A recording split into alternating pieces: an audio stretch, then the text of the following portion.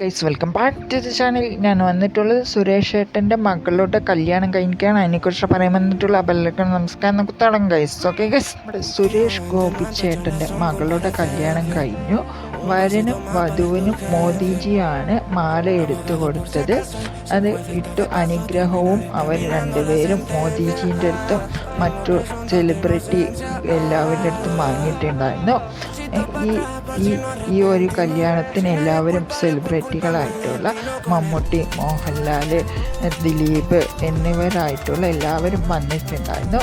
പിന്നെ കുറച്ച് പേരുടെ എനിക്ക് ഓർമ്മയില്ലാണ്ടാണ്, സോറി ഗൈസ്. പിന്നെ ഈ ഒരു കല്യാണം സുഭിക്ഷമായിട്ട് നടന്നു. അത് ഗുരുവായൂർ വെച്ചിട്ടാണ് നടന്നിട്ടുള്ളത്. പിന്നെ ഈ ഒരു കല്യാണത്തിന് അപ്പോൾ സാറ്റലൈറ്റ് ചാനലുകളായിട്ടുള്ള ഏഷ്യാനെറ്റ്, 24, മഴവിൽ മനോരമ, പിന്നെ കുറച്ച് ചാനലുകളിൽ ഞാൻ ഇതിൻ്റെ ലൈവ് കണ്ടിട്ടുണ്ടായിരുന്നു.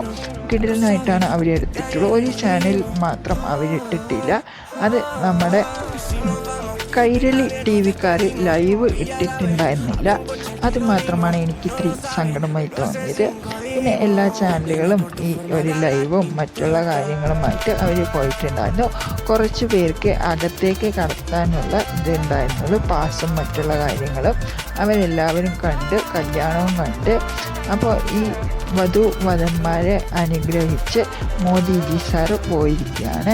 പിന്നെ ഈ 30 കല്യാണമേ അവിടെ നടത്തിയിട്ടുള്ളൂ. അവർക്കും ഈ മോദിജി സാറ് സമ്മാനങ്ങളും മോദിജി സാർ കൊടുത്തിട്ടുണ്ടായിരുന്നു. കുറച്ച് വിവാഹങ്ങൾ അവിടെ നടന്നിട്ടുള്ളൂ.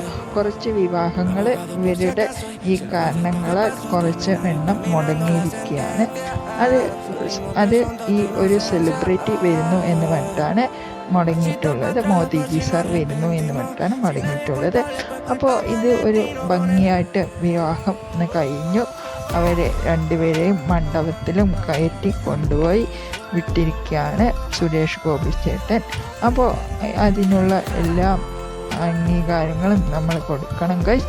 അപ്പോൾ ഇത്രയേ ഉള്ളൂ ഗൈസ്. വിവാഹം കഴിഞ്ഞു. Okay, Tata, bye bye guys.